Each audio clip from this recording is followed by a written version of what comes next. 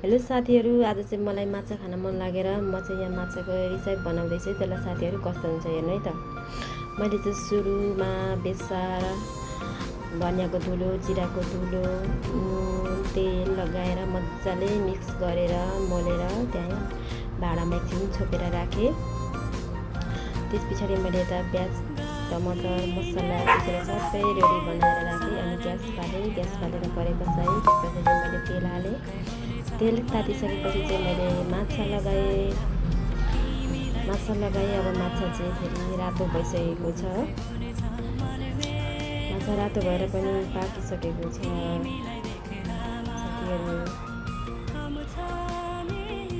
अनि त्यस पछाडि सबै माछा पाकेर रेडी भइसकेको छ। अनि फेरि यता मैले कराई बसालेँ, तेल लगाएँ, मेथी, जिरा, प्याज लगाएर प्याजलाई मजाले भरिएर रातो बनाएँ। अनि बेसार लगाएँ।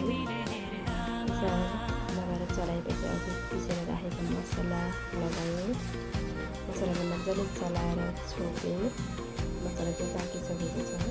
त्यस पछाडि फेरि टमाटर लगाएर मजाले चलाएर टमाटर लगाएर छोपेँ। अनि यता धनियाँ काटेर रेडी गरेँ।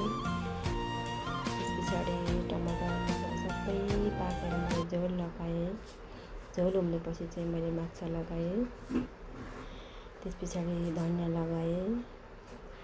अनि यता चाहिँ मैले खाना पस्केर रेडी पारिसकेँ साथीहरू।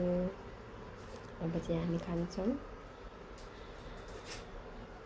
अनि यहाँ चाहिँ मेरो मम्मीलाई चाहिँ माछा मिठो भएर होला हाँस्दै खाँदै हुनुहुन्छ। म यहाँ खाँदैछु। यता चाहिँ मेरो बहिनी खाँदैछ। नानी छोरीले चाहिँ माछा अघि खाइसकेर फेरि पनि यहाँ चिप्स खाँदै बसिरहेछ। मैले नानीहरूको चाहिँ भिडियो बनाउन पाइनँ, छोराहरूको चाहिँ।